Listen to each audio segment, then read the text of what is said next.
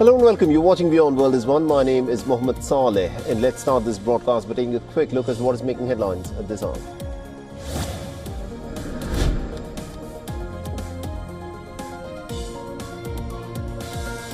Now, Russia tells the United Nations Security Council a simple ceasefire is not enough to end Moscow's more than 3-year-long war in Ukraine.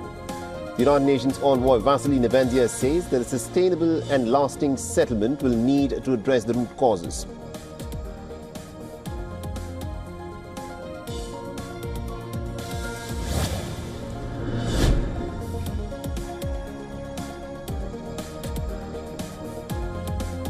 Now, the Indian Prime Minister warns Pakistan again that Operation Sindoor is just an arrow in a pretty large Indian quiver. He also asserts that the war on terror is neither over nor has it come to a halt.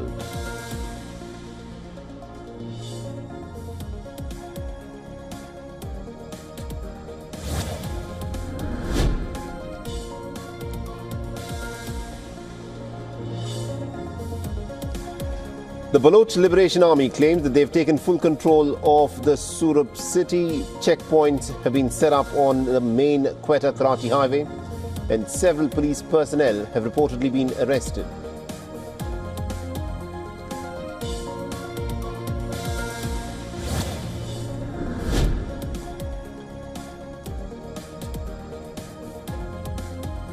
The US Supreme Court allows Donald Trump's administration to revoke the legal status of hundreds of thousands of migrants from Cuba, Haiti, Nicaragua and Venezuela.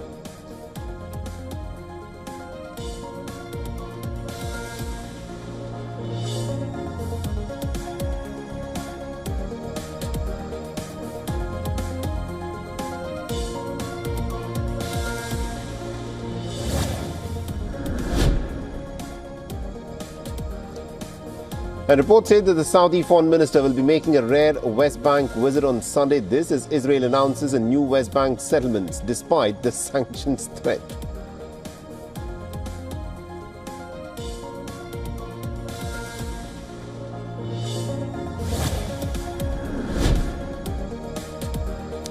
India's economy grows by about 7.4% in the January to March quarter from a year earlier, driven by the construction and manufacturing sectors.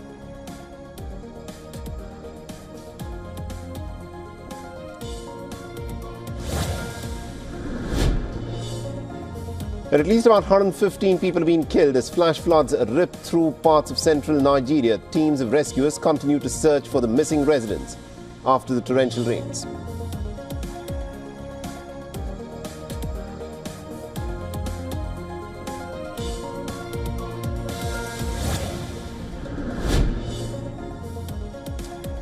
The father of the abortion pill, the French scientist Etienne-Emile Bulow, dies at the age of 98 at his home in Paris.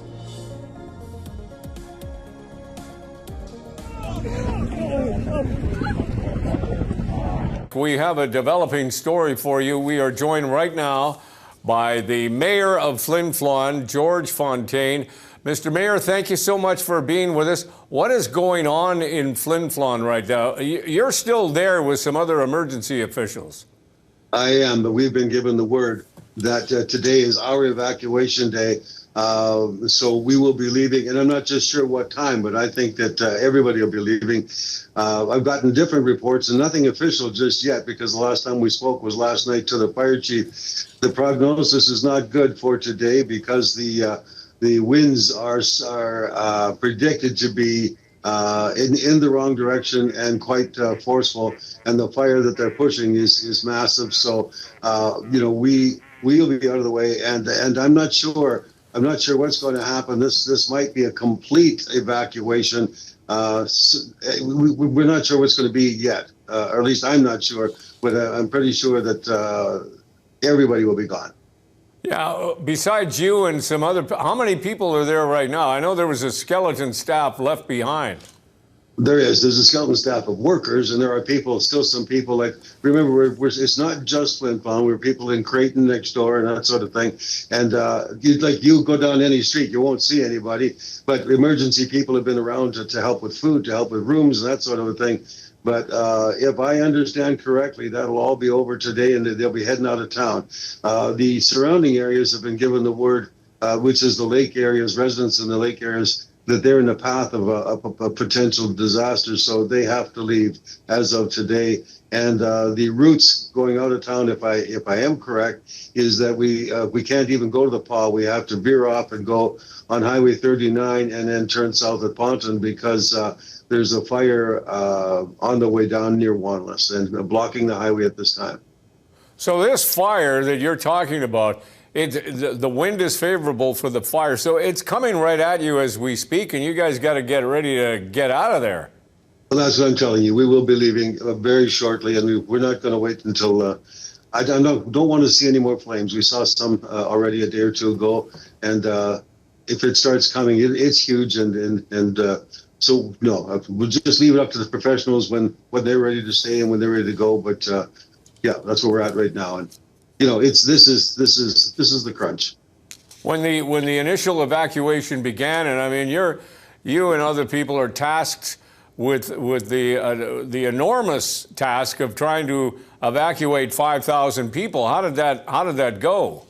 Actually, it went extremely smoothly. People were very cooperative in the whole. There's a few people that were resisting, but they were convinced fairly quickly that they were going to agree to leave. Also, we had a lot of people who did not have their own transportation, so we had a really quick and well organized collection at our community hall, and we commandeered and ordered and so on a whole bunch of buses. So we started, and the community, the town of the Paw and Apatska, was just absolutely fantastic, and took our people on a short term so that they, and then we sent some directly to Winnipeg, but the staging was all done, and so we got everybody out. We've been picking up stragglers as of even last night. So I hope we've got everyone, because once we drive away, whoever's here, that's if they've decided that we put out the call over and over again. So if they've decided not to heed it, there's nothing we're going to be able to do about that.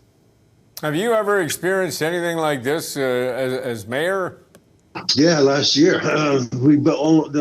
Last year we had some real serious stuff. It almost took out Cranberry Portage just south of us. It was close to us when it started.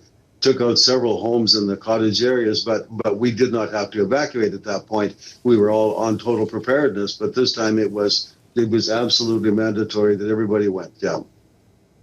Mayor Fontaine, I want to thank you. We won't keep you any longer because when we were talking on the phone, you said you've got to leave as well as everyone else. Yeah, so now I want to make sure that I get a chance to talk to the officials and get things straight. So, thanks, Clay, and I'll see you again. A brilliant fireball lit up the night sky over Maoming, China, on May 28, 2025. The meteor entered Earth's atmosphere at high speed, creating a dazzling display before burning up. Locals reported a sudden flash followed by a loud boom, sparking awe and some concern. Experts confirmed it was a small space rock disintegrating upon entry, posing no threat. Events like this remind us of the dynamic nature of our skies. 11 Sudanese migrants and a Libyan driver are dead after their vehicle collided with a truck in the Libyan desert early on Friday morning. The crash, 90 kilometers north of the Libyan town of Kufra, is the latest tragedy involving Sudanese fleeing the civil war in their home country. Earlier this month, 7 Sudanese were found dead after their vehicle broke down in the desert, leaving 34 migrants on board, stranded for several days. Libya has become a transit point for migrants fleeing war and poverty in Africa and the Middle East to seek better lives in Europe. The country shares borders with 6 nations and has a long coastline along the Mediterranean. Thousands of Sudanese have fled to Libya in the last 2 years after civil war broke out in their country, killing thousands, displacing more than 14 million, and pushing parts of the country into famine. Torrential rains have killed at least 25 people in Nigeria's oil-producing river states, according to emergency officials. The intense downpour hit the city of Okrika in southern Nigeria, causing floods and landslides that buried homes and swept people away. Rescuers say more bodies are still being pulled from the debris. The floods, which started earlier this week, left many residents homeless and triggered panic in affected communities. Nigeria often faces seasonal floods, but poor urban planning blocked drainage system and climate change are making the disasters more frequent and deadly. Authorities are now calling for better infrastructure and early warning systems. Rescue operations are ongoing, but access to remote areas remain difficult due to damaged roads and high water levels. The flash floods since Wednesday night have claimed about 115 lives in central Nigeria. Heavy rains have triggered the flash floods that swept through the city of Mokwa, destroying over 50 homes in a matter of hours. Many residents were caught unaware as the floodwaters rose rapidly in the night. Now, as of this morning, 90 more bodies have been recovered, adding to the 25 that were found earlier. Nigeria's meteorological agency has issued a flash flood warning for 15 states. Officials fear that the death toll could in fact rise significantly. Nigeria's rainy season typically lasts about 6 months, but it is increasingly marked by extreme weather events. Now, climate scientists and local authorities say that climate change is already intensifying the rainfall pattern, contributing to more frequent and more destructive floods. The last year alone, over 1,200 people were killed and millions displaced, making 2024 one of the very worst flood years in Nigeria's history. On May 21st at about 2 in the afternoon, San Bernardino police responded to a grocery store to a call for trespassing and attempting to fight. Police arrived and took Erin into custody. You can see an officer holding her, and then this, an officer body slams her to the ground. I'm hurt everywhere, my head, my whole body. I'm not the same person I was. Erin and her family say she and some of her friends were doing nothing wrong when another group of teens attacked them in the store unprovoked. They say police targeted Erin, treating her as if she did something wrong. Erin says she was body slammed face first. She has a cut on her chin and a large scrape along the side of her face. I just want justice for my baby. She didn't do anything. The fact that I had to drive 2 hours, they let her bleed out for 3 in the hospital before they stitched her up. They gave us 3 different stories, one to me, one to my mom, one to my sister. I just want justice. And now it's time for Vantage Shots, images that tell the story. Former Japanese Prime Minister Shinzo Abe's wife breaks into tears while meeting Russian President Putin. A tiger lunges at a tourist in Thailand after he attempted to take a selfie with it. And humanoid robots play football in Shanghai. Finally, we're taking you back in history. On this day, in 1987, Goa became a state of the Indian Union. In the 1500s, it was conquered by the Portuguese. It remained under their control for 400 years. But in 1961, India launched an operation to retake Goa. And in 1987, it became a full-fledged state. We're leaving you on that note. Thank you for watching. Have a good weekend.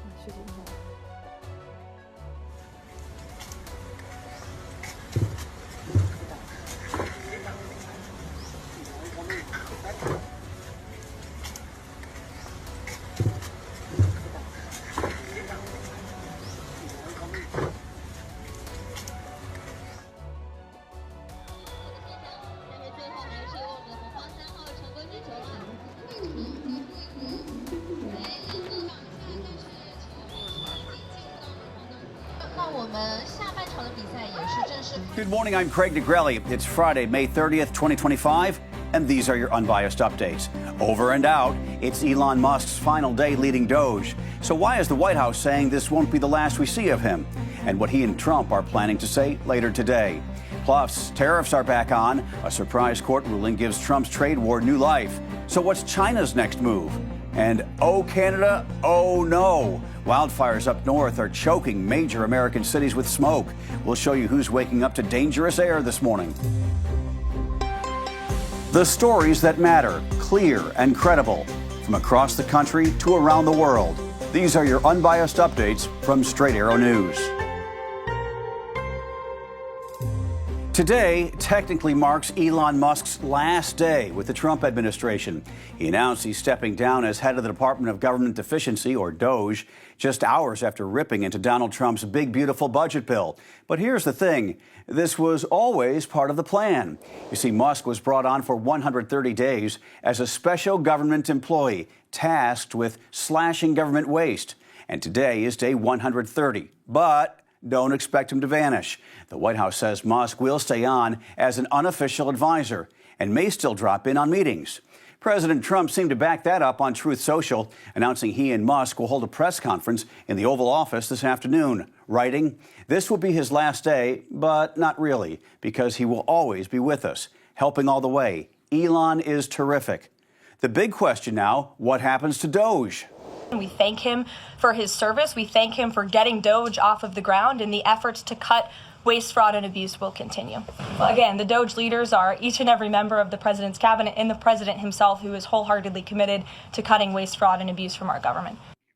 And it's not just Elon Musk heading for the exit. ABC News reports Doge's chief lawyer, James Burnham, and Musk's top aide, Steve Davis, are also in the process of offboarding. A late-day court decision has thrown President Trump's trade policy a lifeline, but the legal fight is far from over. A federal appeals court has temporarily reinstated the Trump tariffs just one day after something called the U.S. Court of International Trade ruled he overstepped his authority by imposing them under emergency powers. The administration says it might take the case to the U.S. Supreme Court as early as today. In a post on Truth Social, President Trump warned, quote, "If allowed to stand, this would completely destroy presidential power. The presidency would never be the same." It keeps Trump's tariff agenda alive for now. Treasury Secretary Scott Bessent said Thursday that the U.S.-China talks are now a bit stalled, though a call between Donald Trump and President Xi could happen in the coming weeks. In a reversal from just last year, two top Trump officials now say Jeffrey Epstein died by suicide, not murder. This after years of conspiracy theories claiming Epstein was killed to protect powerful friends, including politicians, celebrities, and royalty. FBI Deputy Director Dan Bongino, who once said he was 100% sure Epstein was murdered, now says there's video that proves no one else was in the cell. There is nothing in the file at this point on the Epstein case, and there's going to be a disclosure on this coming shortly. We are working through there is video. There's video that when you look at the video, and we will release, that's what's taken a while on this, we are working on cleaning it up to make sure you have an enhanced, and we're going to give the original so you don't think there were any shenanigans. You're going to see there's no one there but him. In a separate interview, FBI Director Kash Patel also said the footage would put conspiracies to rest. Epstein died in a New York City jail cell in 2019 while awaiting trial on sex trafficking charges. His connections to Bill Clinton, Donald Trump, and Prince Andrew fueled years of speculation. But now, under President Trump's DOJ, the message is clear. Case closed. Thick smoke from dozens of out-of-control wildfires in Canada is pouring into the United States, and millions of Americans could feel the impact. Officials in Manitoba and Saskatchewan have declared states of emergency as fires threaten tens of thousands of people there. Canada's latest update, get this, more than 170 fires burning nationwide, 93 uncontained, and the smoke is on the move. AccuWeather says poor air quality is set to hit cities including Fargo, North Dakota, Minneapolis, Duluth, Green Bay, Milwaukee, Chicago, Detroit, and Indianapolis. This morning, Hamas says a new U.S.-backed ceasefire proposal does not meet its core demands, but the group is still reviewing it. The plan, brokered by President Trump's special envoy, Steve Witkoff, includes a 60-day ceasefire, a phased hostage release, and increased aid into Gaza. The White House says Israel has signed off, but a senior Hamas official tells the BBC it lacks key commitments, including a full Israeli withdrawal from Gaza and an end to the war. Still, they say they will respond in due course. Hamas is holding 58 hostages, many feared in grave danger, including roughly 3 dozen who likely have been dead for a while. Israel has not formally commented, but Prime Minister Benjamin Netanyahu reportedly told hostage families he supports the deal. Former NYPD Commissioner Bernard Kerik, once hailed a 9/11 hero, has died after a private battle with illness. A longtime ally of Rudy Giuliani, Kerik rose from military police to become the Big Apple's top guy. He was even tapped to rebuild Iraq's police force after the U.S. invasion. But his career crashed in scandal. He served time for tax fraud before being pardoned by President Trump in 2020. Through it all, Kerik remained a fixture in conservative politics, seen at Trump rallies and pushing 2020 election claims. Giuliani said of his loss, quote, "He's like my brother. I was a better man for having known Bernie." Kerik was 69.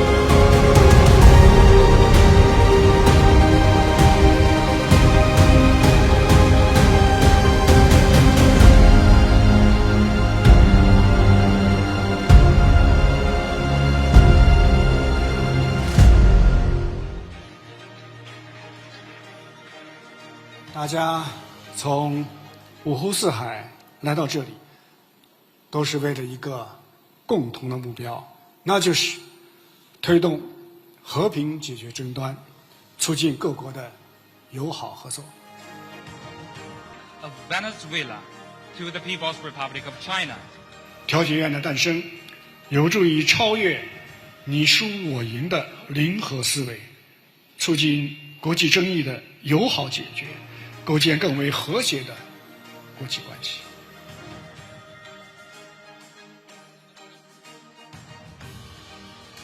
Well, America is once again urging Australia to increase its military spending.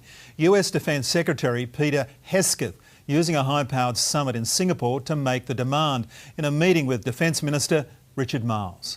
1, 2, 3, 4. Military exercises, Pete Hegseth style. As an Army guy, I'm used to doing PT nice and early. The US Defence Secretary in Singapore to meet regional counterparts, all keen to understand Donald Trump's attitude towards this part of the world, Australia included. Very good to see you. That's why we're here. It's a partnership as strong and robust as it's ever been, and is important. Considering the issues we face in the region and the world. The focus that you have, Pete, and that the administration has on the Indo-Pacific, and obviously this is an opportunity to give expression to that. Our geography is critical actually to the defence of the United States. Beijing sending a high-powered delegation to the Shangri-La dialogue led by Chinese Foreign Minister Wang Yi. Richard Marles today seeking assurance the Trump administration continues to back delivery of nuclear-powered submarines under the AUKUS agreement.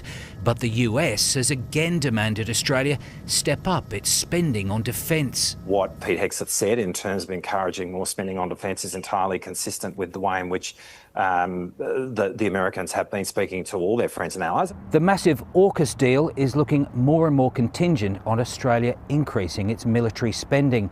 And with Pete Hegseth addressing the summit tomorrow, leaders will be looking for clear commitments to the region. Closer to home, 8 people believed to be Chinese nationals have been detained by Border Force after reaching a remote part of the Northern Territory by boat. Since we have been in government, there hasn't been a successful people smuggling venture to Australia, and that remains the case. If they won't return home, they face being sent to Nauru for processing.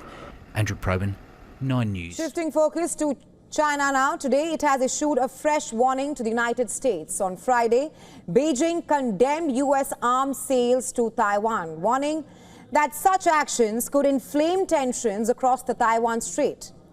This comes amid reports that Washington plans to ramp up its weapons support for Taipei to levels higher than those seen during Trump's first term.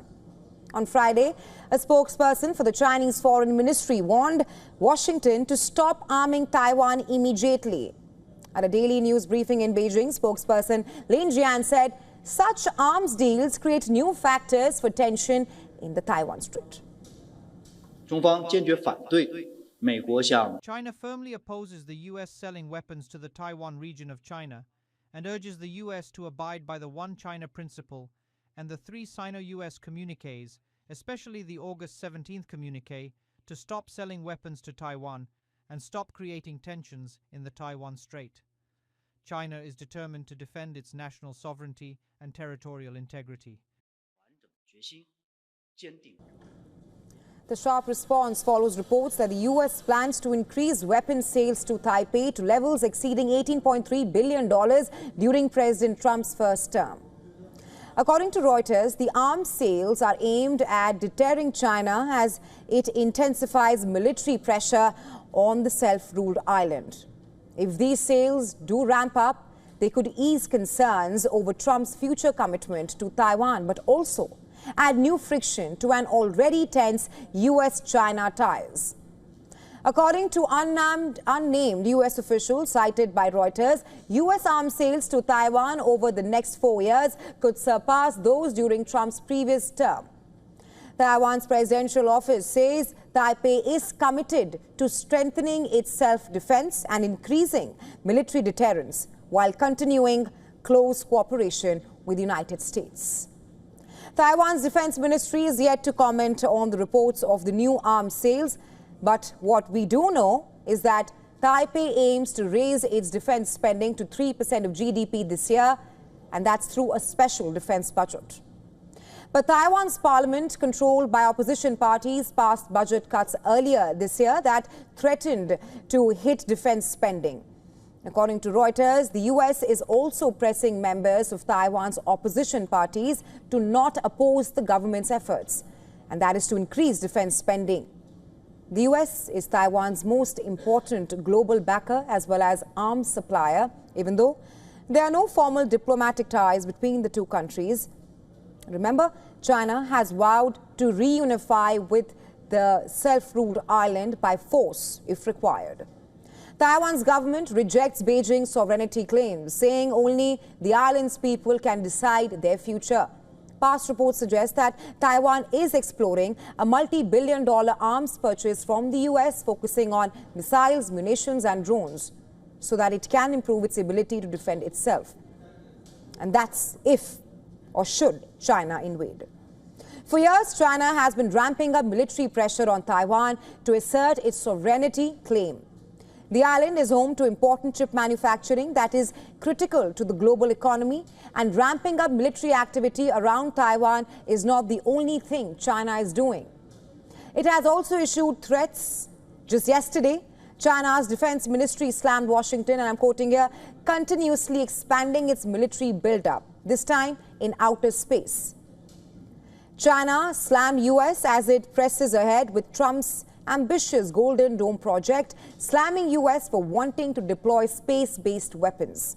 China accused US of trying to stoke an arms race in outer space.